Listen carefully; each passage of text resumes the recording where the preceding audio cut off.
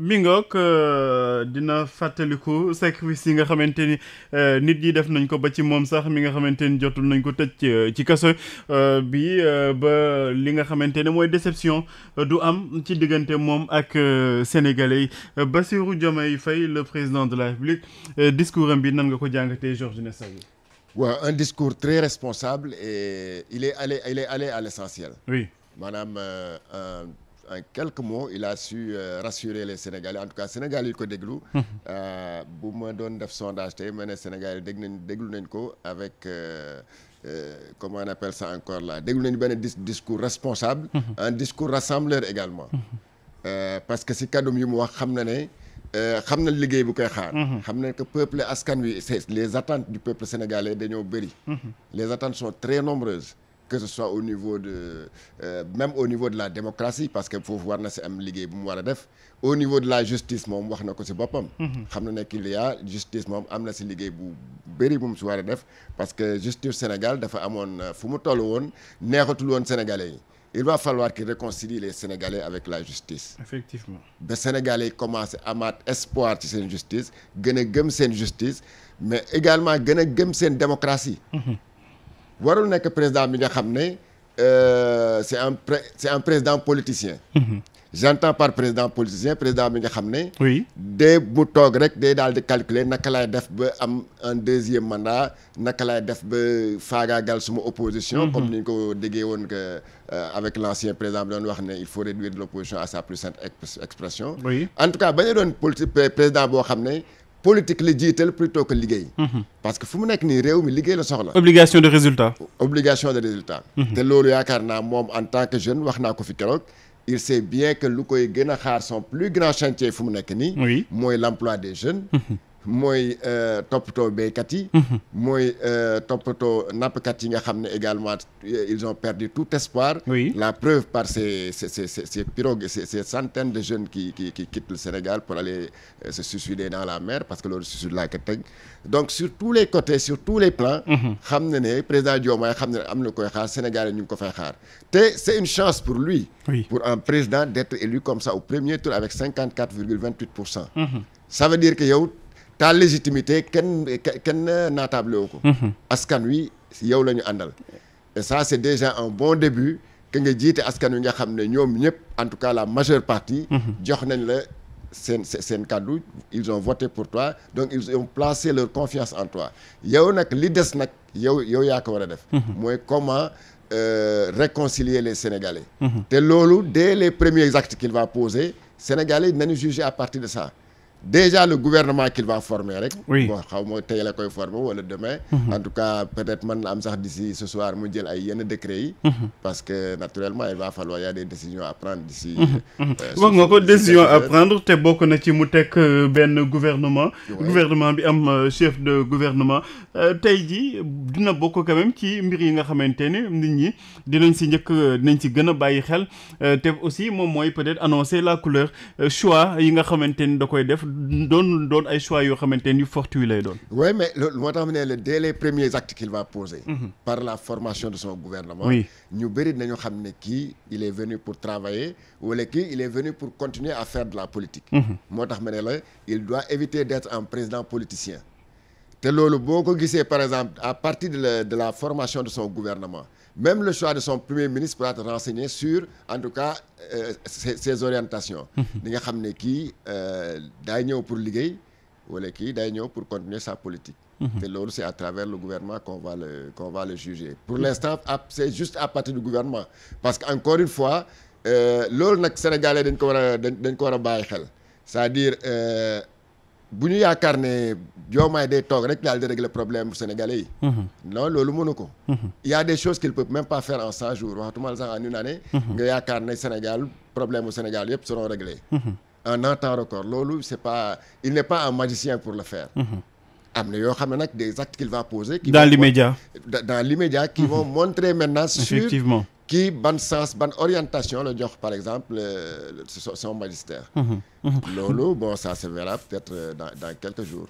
mais pour l'instant encore une fois li gars yi di wax la période de grâce pendant ces 100 premiers jours comme qu'on a l'habitude de le voir en tout cas dans si yenn seen nguur yi les 100 premiers jours il va poser des actes forts yi nga xam ne ça pourra rassurer les Sénégalais ou décourager les Sénégalais c'est selon. bokk na ci actes yi nga xamante ni moom président de la République wala ex-président Macky Sall tegoon na ko ba mu ñëwee demoon na di saytu administration xool ay emploi fictif ak yu ni mel parce que aussi dañ doon wax ni que administration bëri woon na lu ñu politiser malheureusement nag mujjut sotti ba tey jii aussi est-ce que moom Bassirou Diomaye Faye du commencé waat fi Macky Sall commencé woon mooy ñu xool déjà l'état des lieux xool administration bi ñi fa nekk peut-être ñoo fa xamante ne waruñu fa nekk ñu génne leen fa ak yenn yi nga xamante ne yu budgétivore la ñu jëli ko fi parce que aussi dans l'immédiat nit ñi ngi xaar ay actions yoo xamante ni concrètes lay doon. Ah mais ça c'est normal c'est-à-dire la première chose bu mu war a def mooy faire l'état des lieux. Oui. loolu c'est inévitable c'est-à-dire mënoo ñëw rek daal di foncer comme ça tête baissée naan da ngay gouverner sans pour autant nga xam d'abord lan moo nekk ci réew mi parce que naturellement il n'est pas censé connaître tout ce qui se passe dans l'administration mais maintenant loolu au fur et à mesure moom muy dem dina ko mën a xam mën a indi les corrections ou correctifs nécessaires et je crois que aussi également lu nga xam ne moom la war a def te loolu ils l'ont promis dans leur projet c'est de dissoudre toutes ces institutions budgétivores qu'on a vu man j'ai vu que l'autre jour le président de la République di continuer di nommer ay nit au HCCT li nga xam ne loolu beneen bi CSE xaw ma ay CSE oui mais loolu personne ne peut le comprendre personne ne peut le comprendre en fait l'élégance républicaine voudrait quand même que yow boo fekkee ne sa mandat jeex na mais yow nga retirer sa nga jël sa bic dugal ko sa poche mais bañ a jël des décrets yi nga xam ne ça va engager le nouveau président de la République. Effectivement. À quoi sert-il aujourd'hui de nommer de nouveaux membres au niveau du Conseil économique, social et environnemental tout en sachant que dans le projet du PASTEF il est écrit noir sur blanc qu'ils vont dissoudre le CSE dissoudre le Haut Conseil des collectivités territoriales et beaucoup d'autres institutions yi nga xam ne comme le Haut Conseil du dialogue social yi nga xam ne yooyu yëpp dañu promettre dañ koy tas. Donc au nom de quoi le président de la République va encore nommer de nouveaux membres pour ces institutions-là ñooñu ils vont même pas siéger. J'ai même peur que ñooñu les nouveaux membres qu'il a nommés comme ça là duñu mos a fekk benn réunion sax au Conseil économique, social et environnemental parce que bon d'abord ceux qui étaient là il faut même se poser la question quelle a été leur utilité en termes de valeur ajoutée au niveau par exemple du développement du Sénégal wala bokk au niveau de la démocratie man gisuma véritablement seen njëriñ ay HCCT ay conseil économique, social et environnemental au conseil du dialogue social yooyu bon c'était pour placer une clientèle politique mais xam nañ ko ne il y a ces institutions-là qui n'ont aucune utilité pour le pays pendant qu'on est en train de tirer le diable par la queue que tous les Sénégalais en tout cas naan la vie est chère et tout ça effectivement qu'on puisse trouver en tout cas se payer le luxe de nommer des gens comme ça à ne rien faire ça je crois que le président Diomaye va mettre fin à tout cela période de grâce est-ce que dina mën a nekk si jamono yoo xamante ni yaa ngi koy wax léegi diable bi tireetuñ ko sax dañ koy wër Sénégalais yi di dund ay jafe-jafe aussi hivernage bi di ñëw te ku wax hivernage wax ay jafe-jafe en vue wala en perspective mi inondation wala sax di bay bi nga jot a wax léegi est-ce que tey jii période de grâce boobu nit ñi dinañ ci nekk surtout nag contexte boo xamante ni lépp a metti lépp a jafe.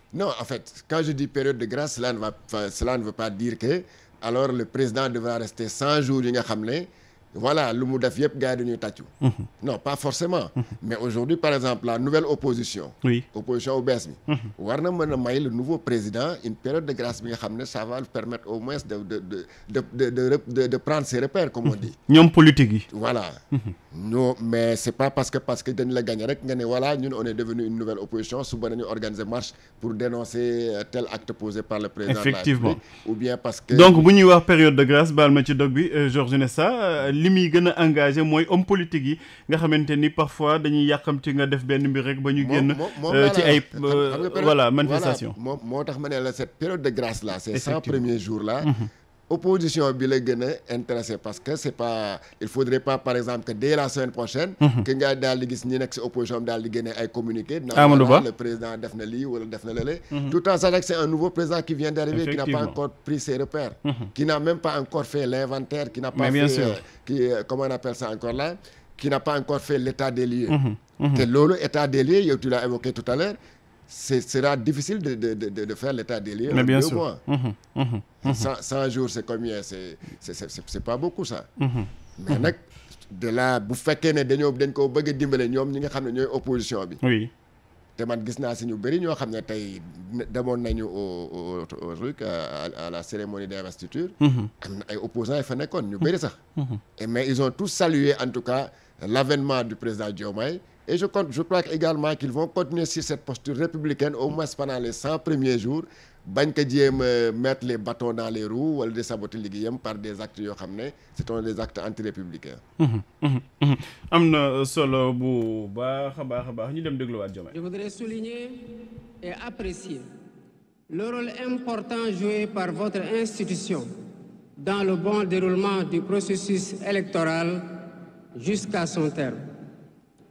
Le 24 mars 2024, le peuple sénégalais a voté dans le calme et la sérénité, faisant de moi le 5e président de la République du Sénégal. Et ce,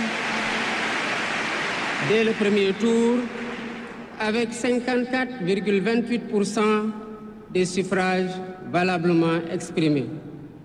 Je mesure le poids de la responsabilité